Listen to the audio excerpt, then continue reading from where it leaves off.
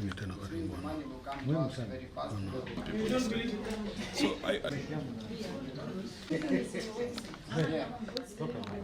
okay with that. So we are creating modules. Because I want to do a summary. Since now the most important every day, I'm okay with that. You said you trust.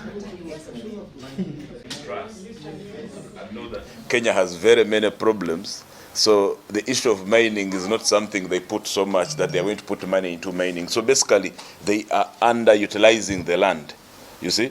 So to us, we said, okay, this is an opportunity to save people from investing in scam business. But if we're working with the project, with the community, we want to growing up. We need to take 10 places, 20 places, 30 places. Means we need to now growing.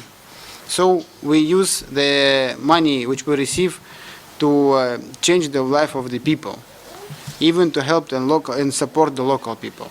In this case, the government need to understand they have taxes. They mean the fees. So the fees will come to the government and the local government.